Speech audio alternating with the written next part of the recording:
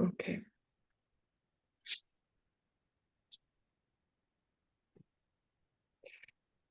Welcome everybody to class 7. And I was thinking that in original classes, they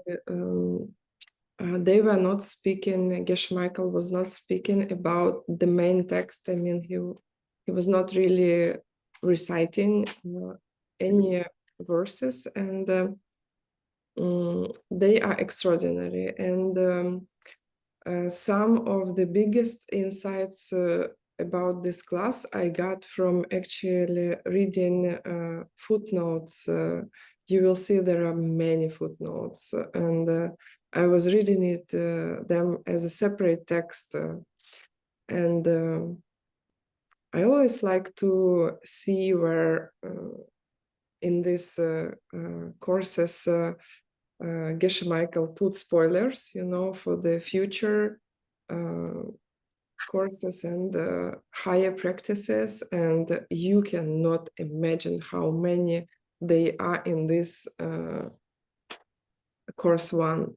I mean, it is extraordinary. So, I want to read some verses, but first I would like to tell you that originally every single teaching that you would be getting in ancient India and ancient Tibet, traditionally there were 2 prayers.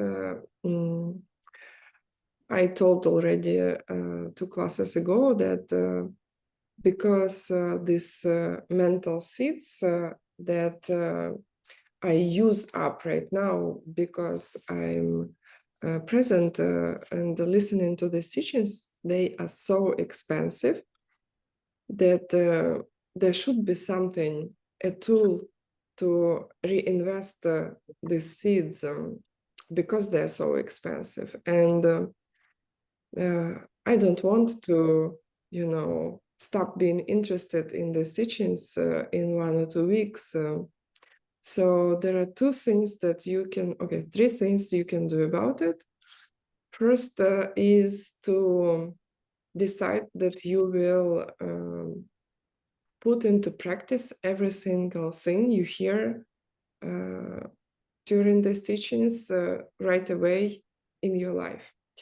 Second, you may want to find somebody to help to study together these teachings.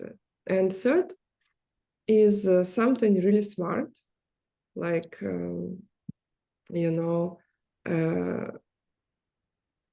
fast food like seeds with the result that is known in advance.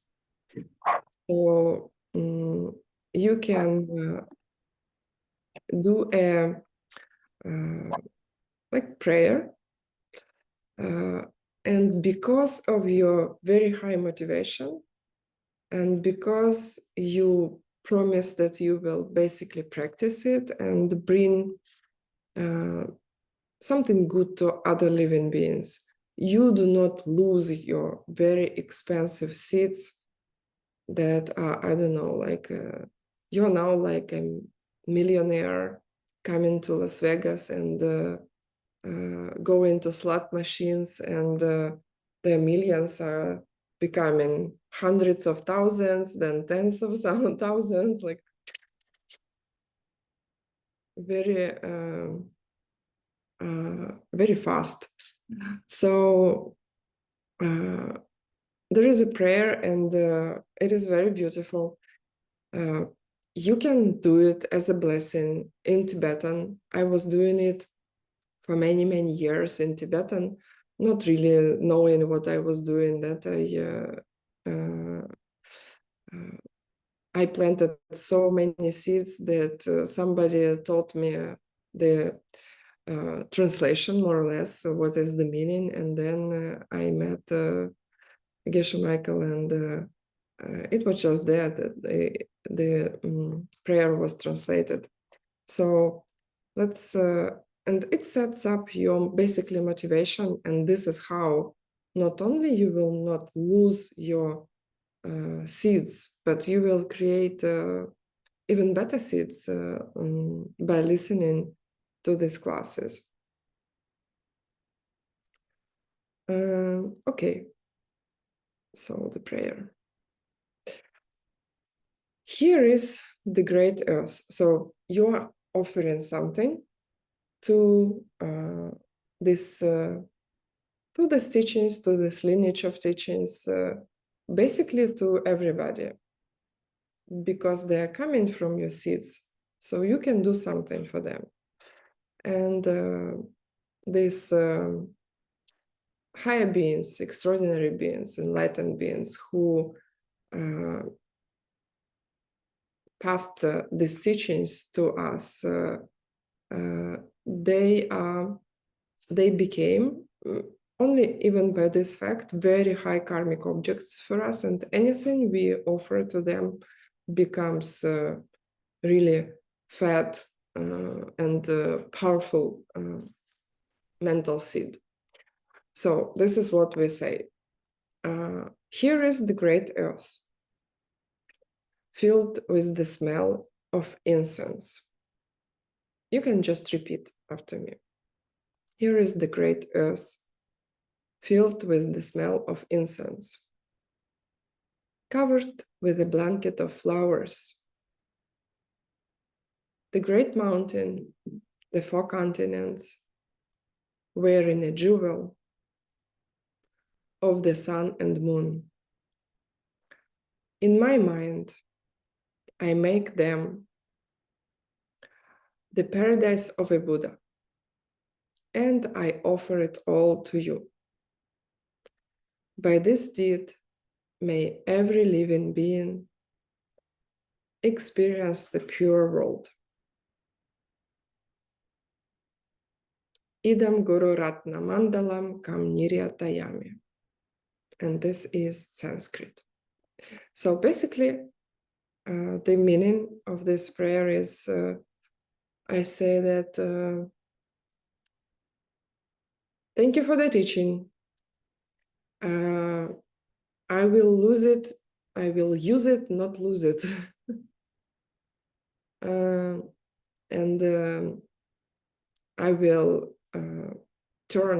transform this reality I can see around me into a perfect paradise. And this is my offering. This is my payment for this teaching. I will do it.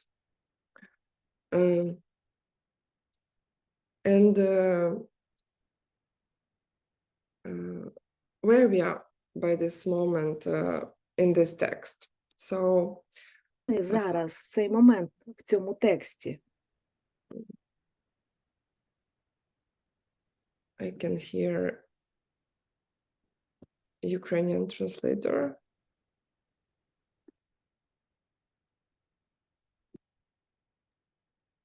I think you need to, okay, it looks like another translator is assigned already. Okay, so where we are at this moment in this text. We are in class 7, and the text... Так, 7 клас. Okay, again.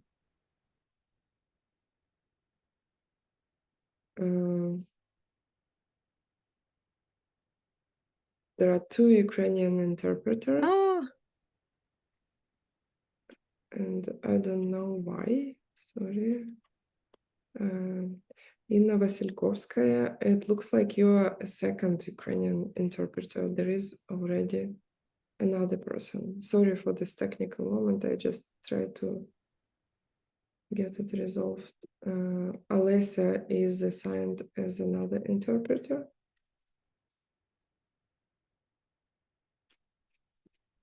Okay, I let the technical team to resolve the issue.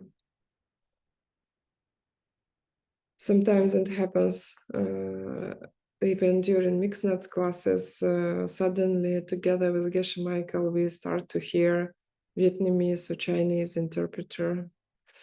Very funny. So where we are in this class, we were talking about the text, which is extraordinary because it promises for you not less than bring you to a total and much less enlightenment within 3 steps. It sounds like an advertisement, right? Sounds like a marketing strategy or marketing algorithm. And I think it is. I think it's enlightened marketing because when you will do these 3 steps, you will see that with these 3 steps, you will change all your life. I mean, it looked to me impossible to really walk this path when I first heard it. Does not look anymore.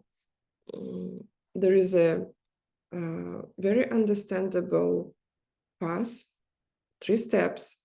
You do 1, you do 2, you do 3. Okay, there are some more details. This is why we have 10 classes. But basically, it really works. And so we were talking about the text and the authors and what are these 3 steps, Lamtso, Namsun, 3 main paths. And then we were talking about who can study, who can teach, what to expect. Remember the bodies of the Buddha, of the enlightened being, why you cannot become enlightened. Maybe you do, but maybe you know something cooler than we know. But basically very difficult within 1 weekend. Probably will take some time and effort. This is why people, they go into retreats and they study so much. And then we were talking about, we started to discuss the steps, and 2 classes we were talking only about step number 1 in Lamtso Namsun, which is renunciation. I'm tired. And I want to read to you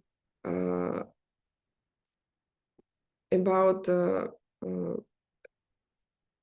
I want to read to you this basically verses.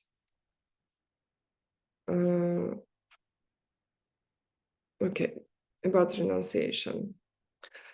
Leisure and fortune are hard to find. Life is not long. Think it constantly. Stop desire for this life. And remember, it's the desire for the life where I can suffer any moment. Anything bad can happen any moment. Think over and over how deeds and their fruits never fail. Means there are always fruits. And the cycle's suffering. Think about it, right? Stop desire for the future. When you meditate thus and feel not even a moment wish for the good things of cyclic life, and when you begin to think both night and day of achieving freedom, you found renunciation. And the next verse is about today's class. Renunciation, though, can never bring the total bliss of much less Buddhahood, unless it's bound by the purest wish. And so the wise people seek the high wish for enlightenment. So today we will talk about enlightenment, and in usual traditional manner for these teachings. And I think it is the only way that somebody can sell to another person something. First, you talk about good qualities of what you want people to get motivated to do. And then when they're like, oh, I want it, want it, want it, want it, then you say, okay, there is a way. Here is the way. And I will talk about, I will do an advertisement, and hopefully Bill will be here by the class 8 today, and he will do the how part, how you can reach it. And it really works. It does work. So let's talk about bodhicitta. There is a sugarcane bodhicitta and ultimate bodhicitta. You will get in future courses a lot of classifications of bodhicitta or the wish for enlightenment. So what does it mean, the word itself? It consists of two parts, bodhi and chitta, or citta also, because ancient pronunciation in Sanskrit, it was citta. Like the same way Raja was Radza, the king in Sanskrit, or Pancha, 5, was Pansa. So Bodhi, Chitta. And Bodhi is a famous word that means enlightenment. In Buddhahood, it's the same. Buddhi is the same Bodhi. And Chitta means mind, or thinking mind, thoughts. And together the word means does not mean the mind of the Buddha. This is a very bad, incorrect translation. And if you will see in a book that bodhicitta is the mind of a Buddha, or sometimes they translate the consciousness of the Buddha, it's a very romantic, incorrect translation. Because what it means is the wish to become enlightened. It's the wish to have this mind. It does not mean a mind of a Buddha. I mean, it is very easy to confuse if you think, oh, I think I have bodhicitta. Some people would think that you pretend to be an enlightened person, and as you will see, you can get bodhicitta far away, longer. You will still have long time to go to your Buddhahood, and you will get it. And it's a beautiful thing to get. And you cannot get enlightened without this important step. It is absolutely not possible. So bodhicitta means the wish to reach, to get enlightened for the sake of every living being. And I remember it took me a while to understand who are this every living being, because the mind draws pictures of somewhere far away, far galactics. And there are some beings I have never seen. And this is why I need to walk this path. But basically, probably there are beings in the far galaxies, but there are beings around you. So basically, first of all, you should work for them. Especially if you are surrounded by many irritating people wanting to harm you. This will be your weapon. This is how you will get rid of these people, because you will practice what we will discuss during this next 2 days. Okay, so in Tibetan, bodhicitta has 2 words. It's translated with one of 2 versions. First is Janchup Semkye. You can repeat Janchup Semkye. Also, you can see Janchup Kisem or just Semkye. Janchup Kisem or Semkye. So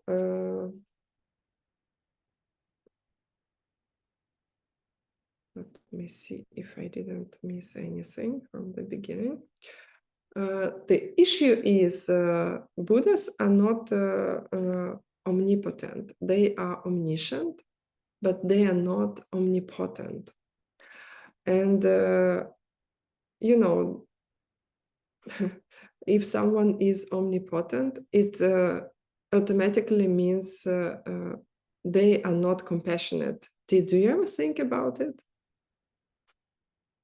I will repeat. If you know that there is somebody who is omnipotent, all powerful, can do everything, automatically it means they are not compassionate. And the reason why they are not compassionate is I suffer. I have this body that will get old and die.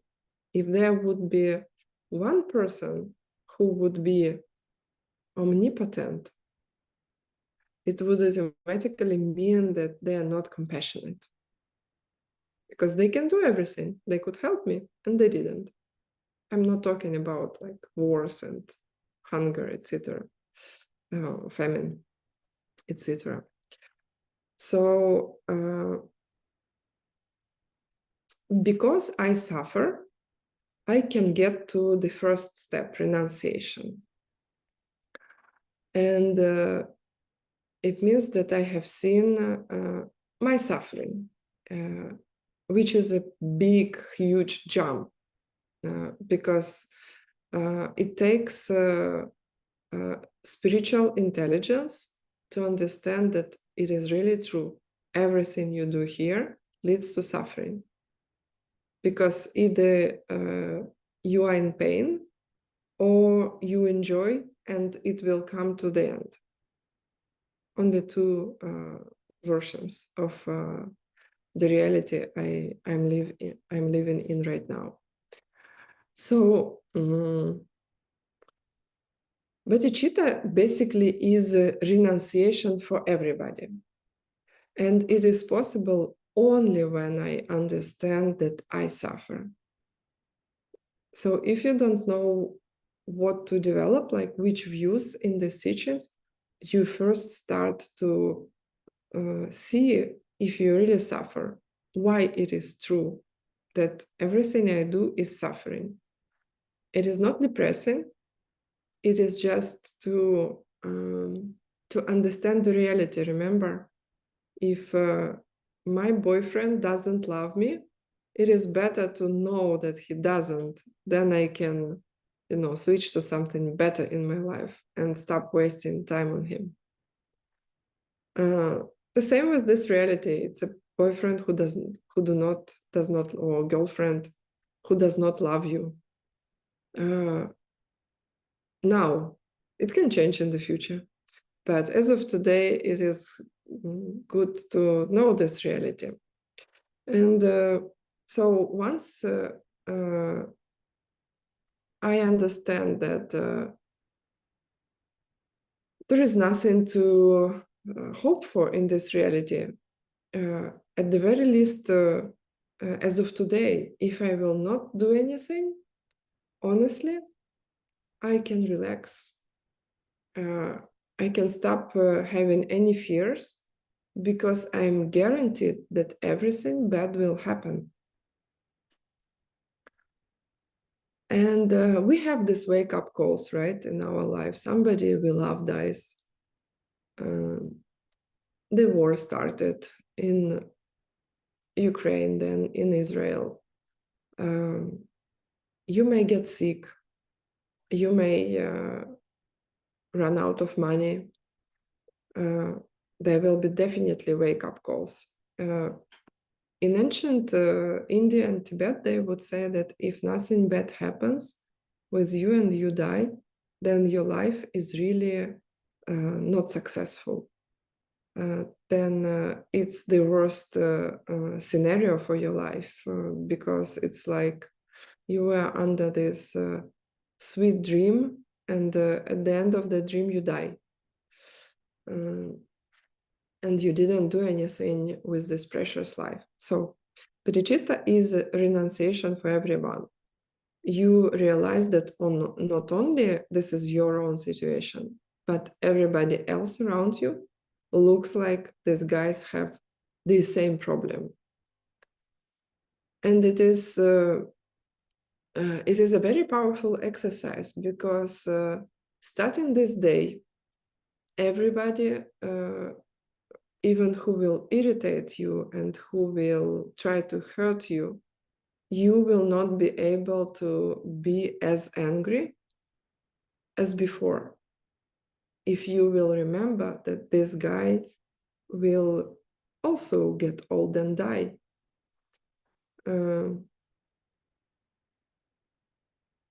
There is a very famous verse by Master Shantideva where he says that there is no much honor in killing your enemy, because you're just killing corpse.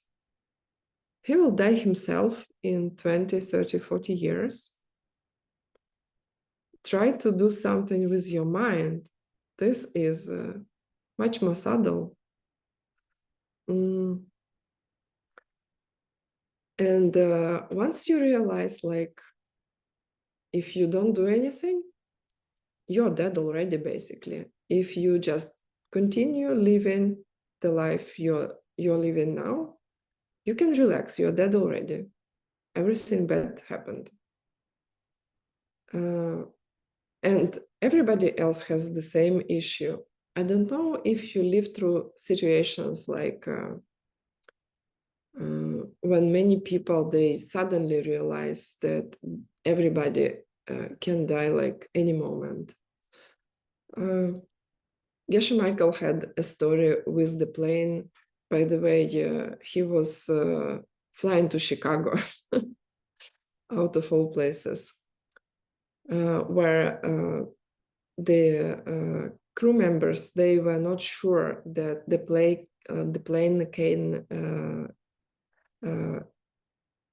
can land safely. And all the people in the plane, they realized that basically these minutes could be their last minutes. And he describes it as a magical atmosphere, like people suddenly started to take care of one another.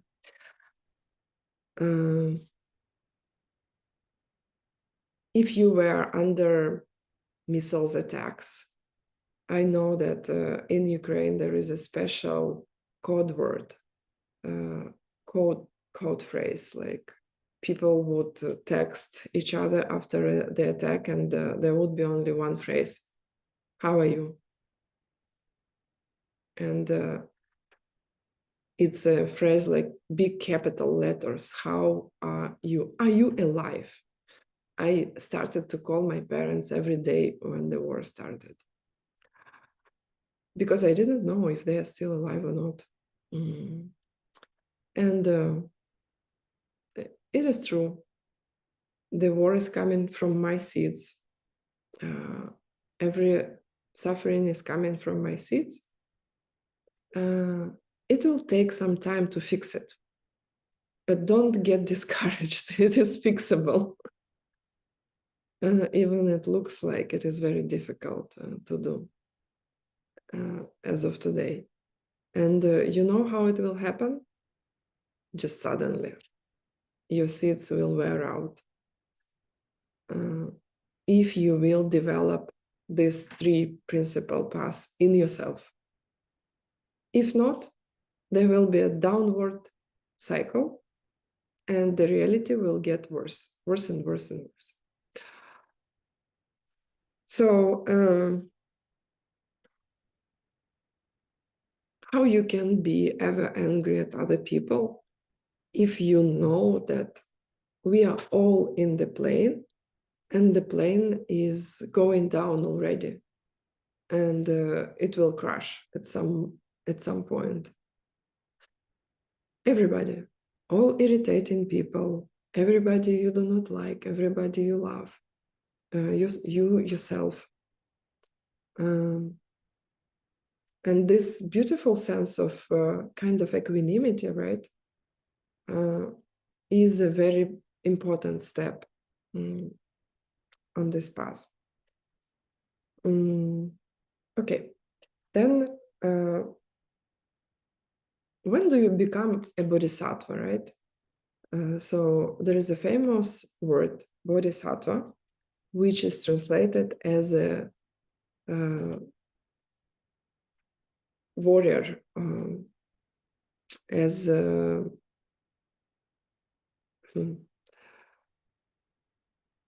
as an enlightened warrior. It's not enlightened, bodhi is the same word, right? So a warrior who wishes to achieve enlightenment. A person who gets bodhicitta, who reaches a true thought to want to become enlightened, for all other living beings, right away becomes a bodhisattva. The reason why I love these teachings so much, they have all these definitions. Nothing is unclear. Everything is well defined. Like samsara is a cycle where you have to take over and over again your impure, which is stained parts of yourself, right? And bodhisattva is a person who reached this true thought to get enlightened for the sake of every living being. There is a famous debate, I think it will be fun to talk about, whether Buddhas, they still have this wish to reach enlightenment. Do Buddhas have bodhicittas? Are they bodhisattvas? I mean, they reached already. Can you still want what you reached already? And the answer, yes. You can still want what you reached already. All the Buddhas are bodhisattvas. All of them, they, thanks God, they have this bodhicitta, precious bodhicitta, wish to serve every living being, because they want to continue to stay enlightened and continue to have bodhicitta. So they are bodhisattvas. How do you reach this state of true bodhicitta? Because I told you there is a fake bodhicitta, sugarcane. It is very interesting. In India, there are people who sell this hollow inside, empty inside cane parts, and they are sweet. You are getting diarrhea within a couple hours, but they're like fun to try to taste. And it is inside, it is hollow, it is sugary, but nothing inside.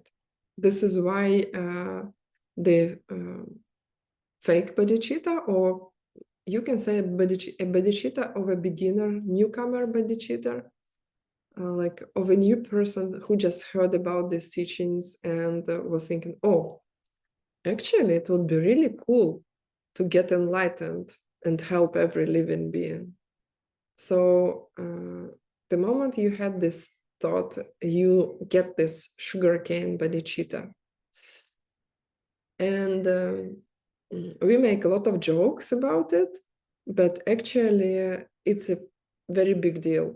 This sugarcane bodhicitta is a big deal, because it creates seeds for further bodhicitta, for the real one. You cannot just get the real bodhicitta without sugarcane bodhicitta. So how we get to the real bodhicitta? There are 5 paths every living being goes through to get enlightened. And this is why in these teachings we encourage not to harm any living being, because basically they have the same exact consciousness that I have, like every single animal, every single insect you see. Can you imagine? Every single being will have to go through this path and get enlightened. And basically, you can, I was thinking that animals, they are like humans under the spell, you know, like an evil fairy came and cast a spell, and then you can see as an ant or a fly or a cat or a skunk, very famous in our region.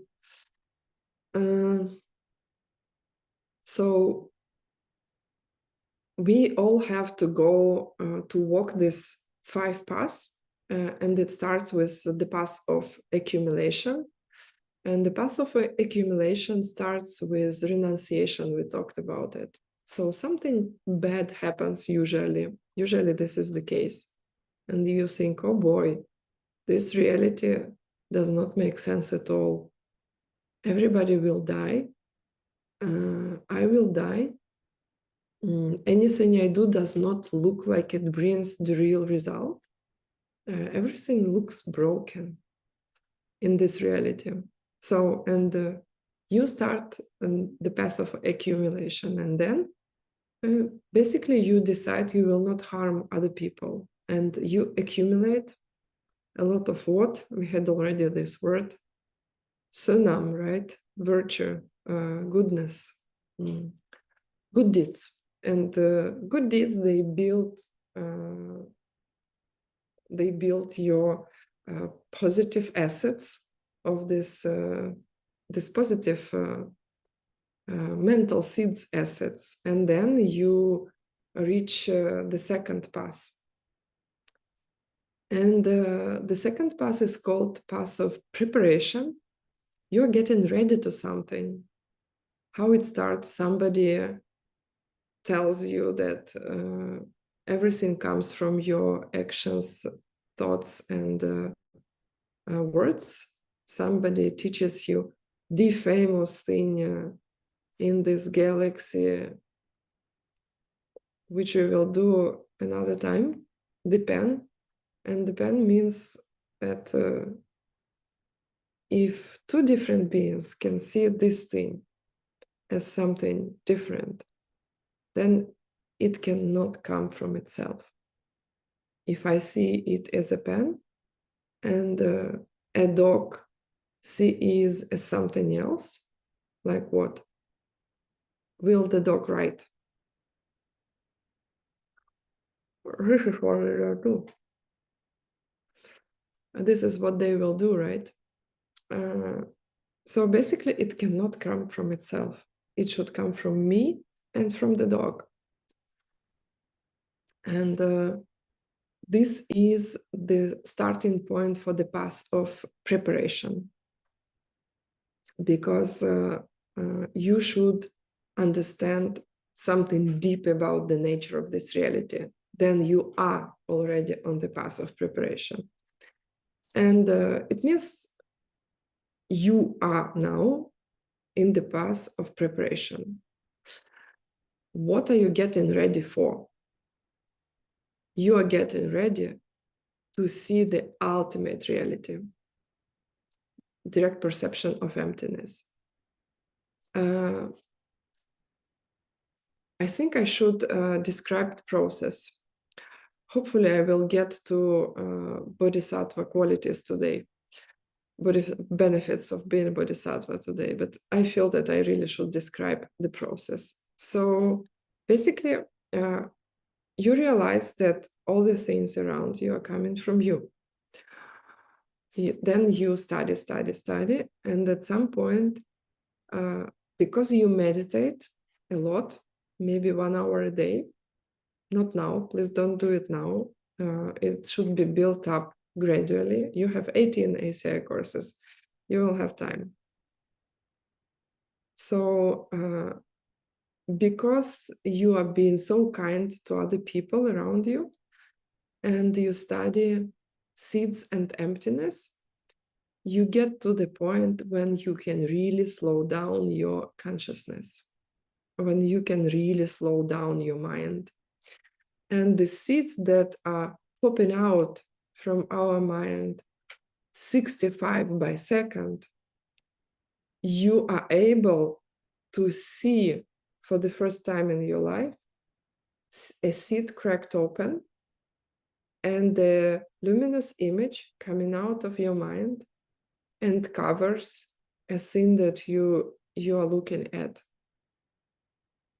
It was a cylinder with something silver and something dark, and then suddenly the image covers it and it becomes a pen for you or another object you're looking at.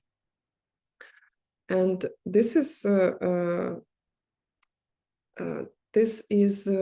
called Jorlam Chuchok. This is the end of pass 2 preparation, and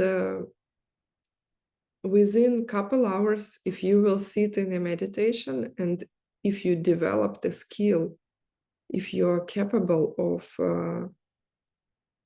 meditating at some level, you can reach direct perception of emptiness in a meditation. And they say that Jorlam Chuchok is the highest thing in this world, because you're reaching the highest state of a living being, and then of a human, let's say. And then once you are in the path of seeing, once you get into this meditation of direct perception of emptiness, you're not a human anymore. You become somebody who is called Arya, a person who has seen emptiness directly. Don't get confused with Arya's Nazi we are talking about. It has nothing to do. They just took a word, a very good word, and they just used it. But basically what it means, it is a person who has seen emptiness directly. Why I'm talking about it? Because if you develop this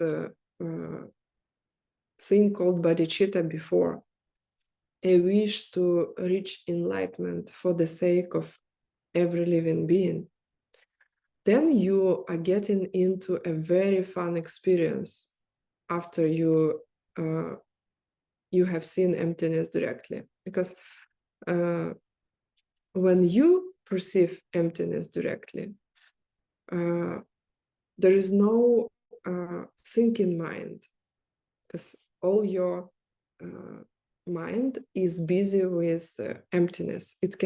You cannot say to yourself, oh, finally I reached it, because you cannot perceive anything positive when you perceive absence of self-existence. That is the ultimate reality, or emptiness. So basically, you perceive that nothing should be itself.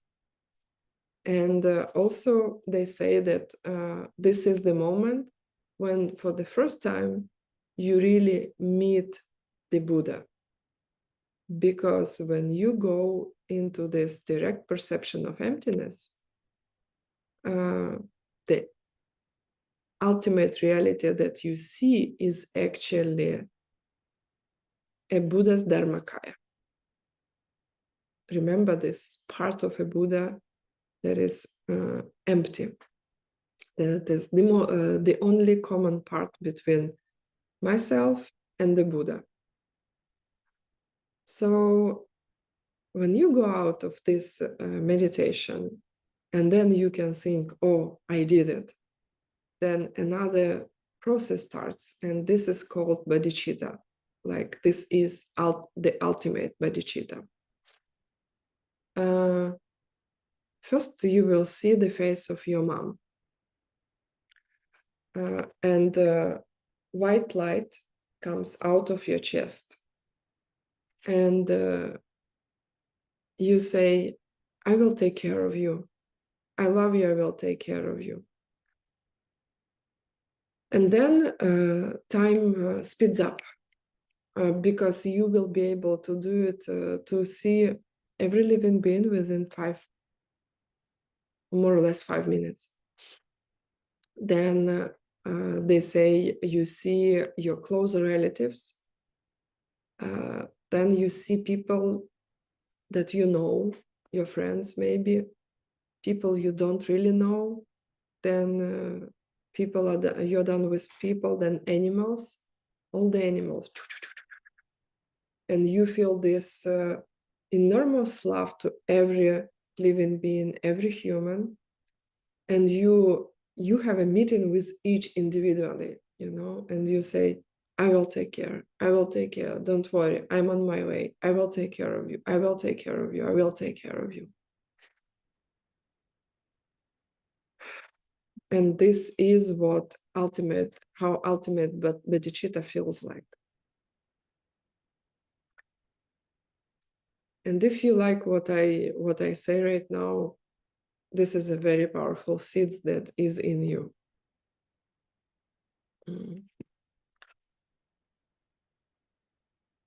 Okay. Then there is a question: has every bodhisattva seen emptiness directly? No, not every bodhisattva has seen emptiness directly. This bodhicitta that comes after direct perception of emptiness, and by the way, all this post-meditation, post-direct perception of emptiness realizations, they are called jetopyeshe, like the wisdom of the afterwards, after this perception. So you can be a bodhisattva long before, because you will get this emotion before, even before you have heard somebody explaining emptiness to you. It is not related. It is just related to this wish to get enlightened for every living being.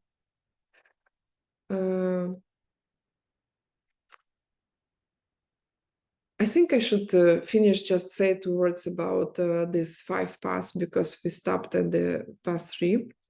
And there is a number of realizations you get after you have seen emptiness directly. One of them, how many lifetimes you will still have to go through before you will become the Buddha, the enlightened being. You know how you will be called. You will be called differently with your true name, essence name. Basically which parents will you get next life. You will get teachers, you will get teachings. You know what you have seen. You know that you are not insane. And you get the essence of all these teachings within this. They say it takes 20 minutes to see emptiness directly, but you have to be able to meditate really well with good concentration, which is called shamatha. And then after you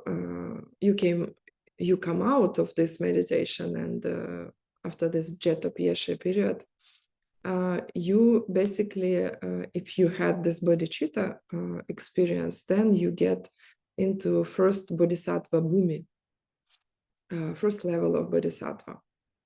And this first level of bodhisattva is this non-returning point. Like, you cannot be born less than a human anymore.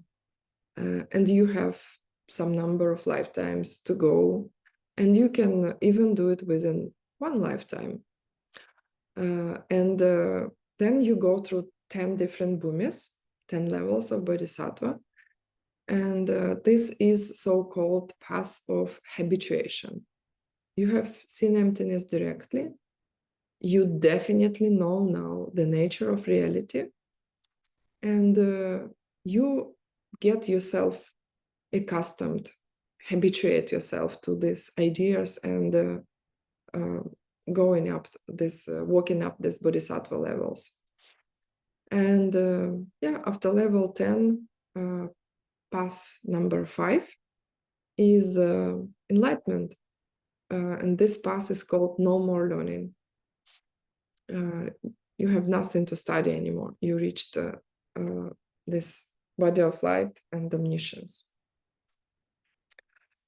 Okay, so now I will really speed up. Can you reach nirvana before you become a bodhisattva?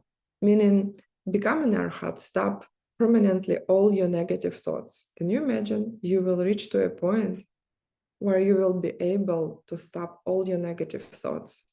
You cannot get angry anymore. You cannot get jealous. You cannot get irritated, scared, upset, bored. Not possible anymore, because you have no seeds anymore. So can you reach nirvana before you become a bodhisattva? Yes, you can, because you can go, you remember the lava scopes, you can go Hinayana way, and the goal of Hinayana is not the total enlightenment. The goal is nirvana, the state of permanent cessation of all your mental afflictions, like negative emotions. Then what are the qualities of bodhisattvas? And there are 2 lists. They're so fun to tell you. I don't know, maybe we can make it. In homeworks, you will get, you will have to list 6 benefits of 9 of the first list. I will try to do the second list, maybe, может быть. Maybe we will start on this class and finish, we'll choose some time from Bill's class. But they are so fun to know, because there is another list of 22 qualities, characteristics of bodhisattvas. Very fun. Okay, so let's go through first 9. If you have this wish, then all your good deeds become a cause of omniscience. You know, I was so patient with this class that I completely forgot that I have presentation, which is not. It's okay. We will give it to you after the class. So, but just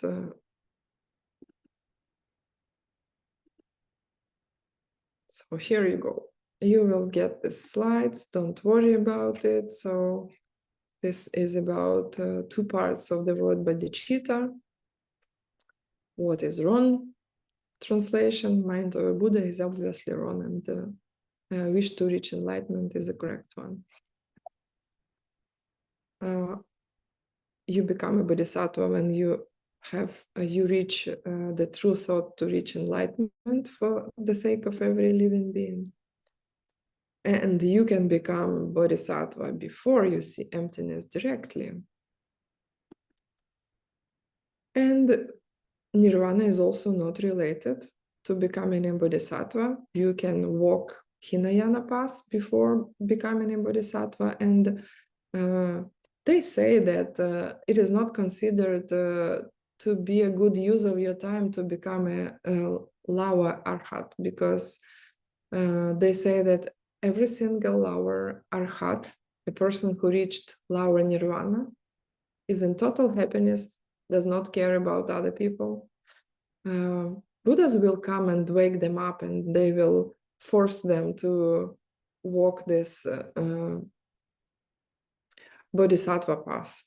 So do you try to wait? Don't wait for enlightened being to push you. So there are 6 benefits of developing the wish for enlightenment.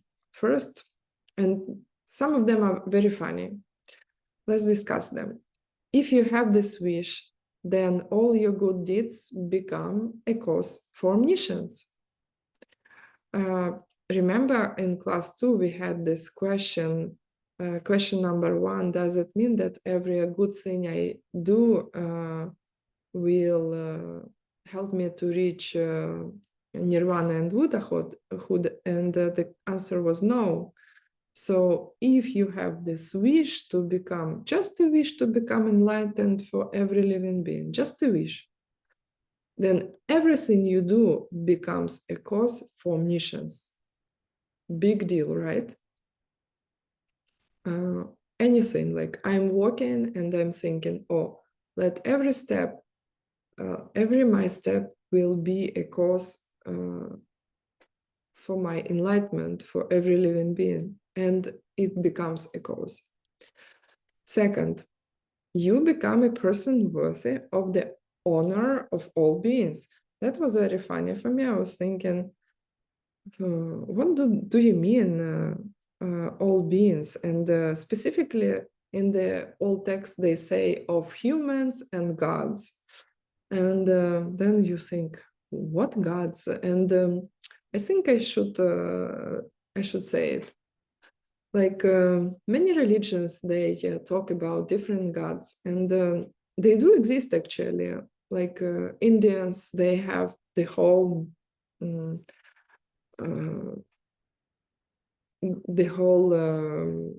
teaching about their gods, and there are many. Do they exist? Yes, they do exist. Are they omnipotent? They are not. And there are 3 different realms: desire realm, form realm, and formless realms. And you have this very potent, very beautiful, living long lives beings in all these 3 different realms. Our realm is called desire realm. We have pleasure beings called sometimes gods in Hinduism, for example.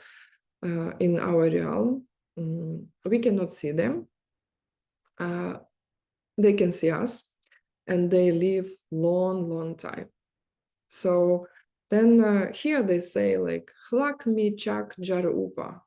Hlak mi means humans and gods, and chak is bow. Basically, the translation, the direct translation is the your worth, that humans and gods will bow to you. And it is not about pride, like, oh, I'm so cool, everybody bows to me. It means if you will get this wish, this real wish to reach enlightenment for every living being, it will be very much appropriate. It will be correct for other living beings to bow because of this wish, because you are everybody's servant, basically. You are walking this path for every living being. This is why. So the next one, next benefit, you outshine practitioners of the lower path, known as hearers and solitary realizers, listeners and self-made Buddhas. It was the other translation. Maybe you heard under this name. Who, although can reach high attainments such as direct perception of emptiness and nirvana, have not yet reached this true wish to enlightenment for others. So basically, what it says that you can meet higher practitioners in a sense of getting higher realizations, like you would think they have higher realizations because they already got true renunciation, they have seen emptiness directly, they stopped all their mental afflictions. And here what it says, that these practitioners, if they don't have this wish to become enlightened for every living being, they are lower than you. You outshine them. And outshine is like, you know, a king or a queen. You don't have to put a label, you know, you even don't have to put a crown on them usually, because it is visibly clear who is the king or the queen in a group of people, or like a high executive. Executives in big companies nowadays, they don't wear crowns, but everybody can see who is the boss in the in a room, right? And they may not be bossy, but they outshine other people. There is a special kind of presence that they have. And also, you need to know who are these listeners and or hearers and solitary realizers. And solitary realizers is a word for self-made Buddhas. They are practitioners. Who listener is somebody who is listening to the teaching. He's a nice practitioner, but never was able to put in practice these bodhisattva teachings. They say people may even teach these teachings and be a listener, because they don't really put into practice it. And here in Tibetan, you see Nyen, Ran, Sil, Ki, Nupa. And Nyen is for listener, and Ran is a code word for self-made Buddhas. Self-made Buddhas is a code word for somebody who had millions of teachers before and received millions of teachings in lower track. They didn't reach this wish for enlightenment for every living being. And this lifetime, they reach some high realizations by themselves, because they had so much in their past, like they had teachers, but before, not this lifetime. And it looks like they became like high practitioners by themselves, but they didn't, just their teachers were in the past. So this is what it stands for, listeners and self-made Buddhas, or hearers and solitary realizers. Okay, the tiniest good deed you ever do, such as feeding a scrap of food to a bird, becomes a spiritual practice of the greater way, the Mahayana. Geva chunse tekchen kichu. When you are feeding a bird, it says here, it becomes a deed of a bodhisattva, of a greater way.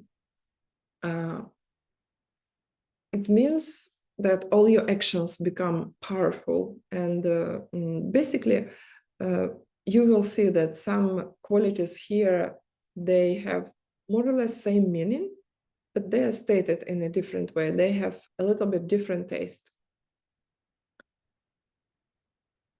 The good deed, quality number 5, the good deed you do become the activity of a bodhisattva. Gyalse Kichupa. And the Gyalse is a son or a daughter of a Buddha, or it's a code word for a bodhisattva. So basically, you constantly act as a bodhisattva. That brings you closer to your Buddhahood, because you're planting better seeds, like totally different level of seeds. And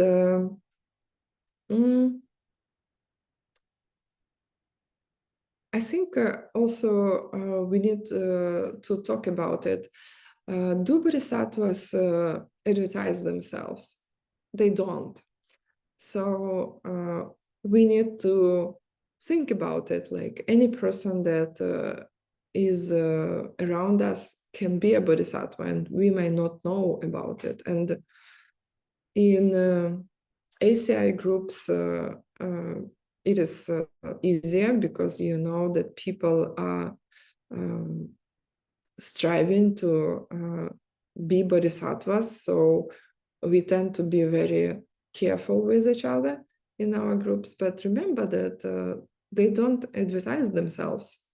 A person who is irritating you at work may be a bodhisattva, a high-level bodhisattva. They won't tell you. For many different reasons, they're not advertising themselves. One of them, they don't want you to do bad deeds towards bodhisattvas, because what you have, your mind, the wish in your mind is not visible for other people. And if they will tell you, I have the wish, and you cannot check it, right? It is not something you can really check. If somebody really has seen emptiness directly, if somebody really is a bodhisattva, it is not possible to check. This is why they keep silence on their realizations. Okay, next quality. The Buddhas can then look upon you as their own son or daughter. Sangye namki sesu gon. And interesting, I remember McMichael, he was explaining to us that it is not something figurative. I mean, Buddhas, they have to be equal to every living being, but they have this special kind of love to living beings who want to serve others. They know you, they watch you, and they help you. Sometimes with really skillful means, which means sometimes they help you in a way you would not like them to help, but they think that it is more efficient. Maybe the irritating person working with you is exactly this kind of being. We don't know. 7, all the bodhisattvas then consider you their own brothers and sisters. Janchup Sempa Namki Puntu Kon. And yeah, it says what it says. Bodhisattvas will be trying to help you as much as they can, because they consider you their newborn brother or sister. By achieving the wish, you have entered into the greater way, or Mahayana, literally the big capacity, meaning you have taken on a great responsibility to help all living beings. Tekchen Lashuk. Yep. So Mahayana is the only way to reach total enlightenment. If you want to become an enlightened being, then you have to enter this greater way. And this is when you enter. So for lower scopes, you remember the path of accumulation starts with renunciation. For Mahayana, it starts with this wish for enlightenment for every living being. And the 9, the last one, if you have the wish for enlightenment, it is possible that you will reach enlightenment in one lifetime. In one lifetime, because you will be able to practice the secret teachings of Buddhism called Tantra, and they will work for you. Tsechik la Sangya. Tsechik is one life for Tibetan. Tsechik la Sangya. Within lifetime Buddhahood. This is what it says. And maybe the fact that gods and humans have to bow down to you does not really talk to you. I think this one is really cool. You can reach enlightenment within one lifetime. If you don't have this wish, it is not possible at all. Okay. I know that we have 20 minutes to Schwanzen Tower classes. I know it because I will be one of translators. And we will try to finish it 5 minutes or maybe 3 minutes before this class. And I really want you to join this class. Maybe maybe somebody can find the link for people to connect to McMichael's class.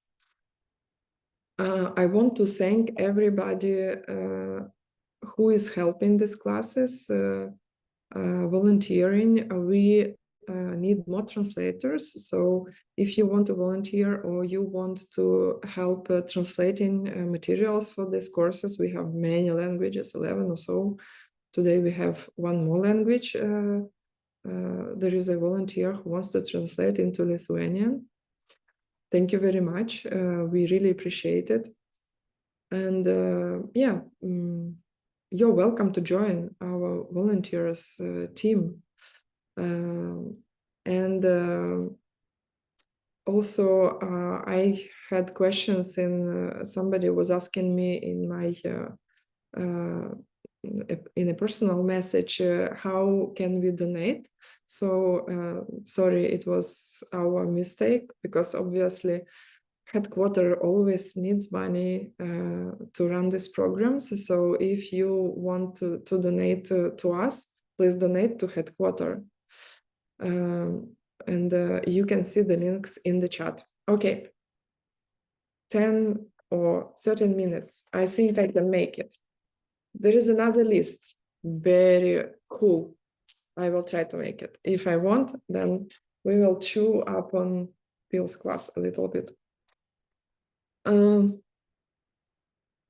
is another list coming from the future Buddha Maitreya, from Abhisamaya Alankara, his book by Maitreya. And he says there are 22 very cool qualities of Bodhisattva, or of bodhicitta, what bodhicitta does. First, it will be a foundation for your 37 qualities of the Buddha. You, future Buddha, it will create for you 37 great qualities. Second, it doesn't rust. Bodhisattva's state of mind and motivation does not get less, worse, etc. Once you reach it, that's yours. Then they compare it with third quality, with the rising moon. And by the way, these 22 qualities, they are not in homework. This is our leisure reading, because I think it is so cool. And you will see some of them are very inspiring. So third quality is rising moon. Your good qualities, once you reach the wish from the capital letter W, right? For enlightenment, they are getting better. You do more and you can do more and more cool things.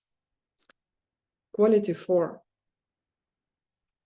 This wish for enlightenment will burn all your own ideas on emptiness, which is a big deal, because there are many, many wrong ideas, and it is very easy to slip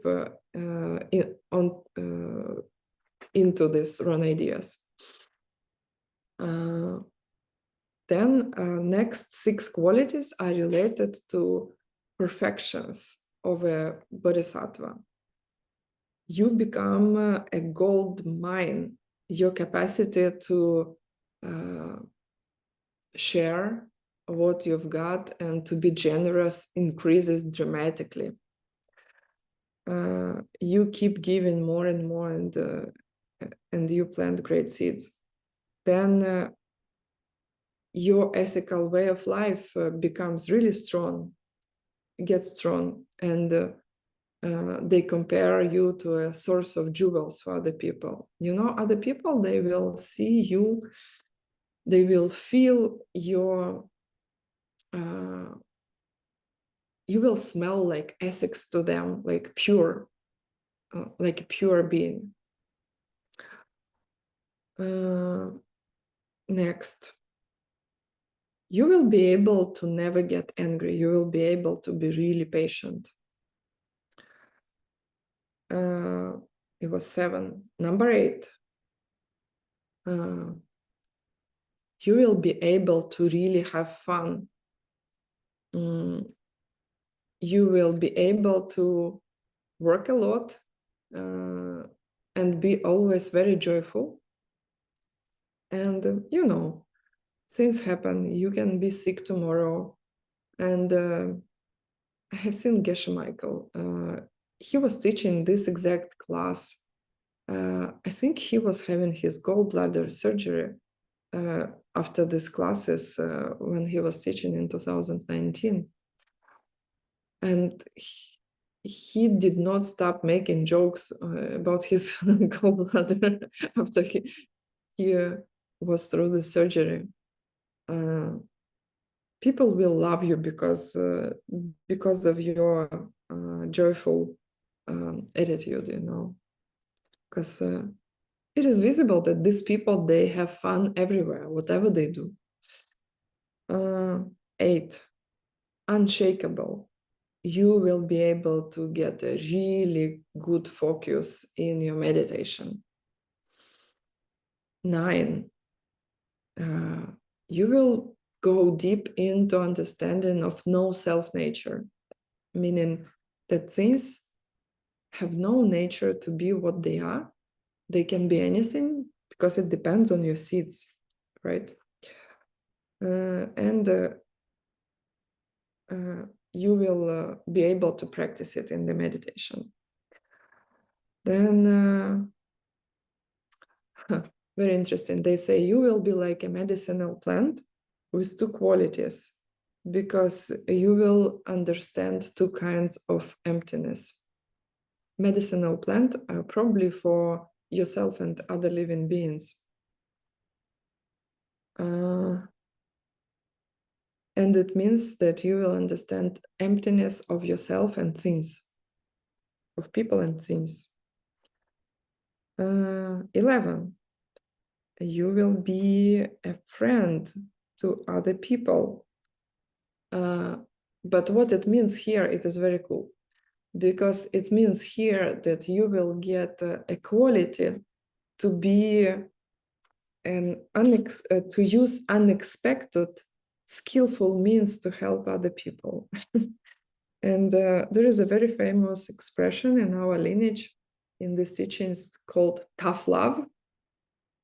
And tough love means that sometimes a student needs to be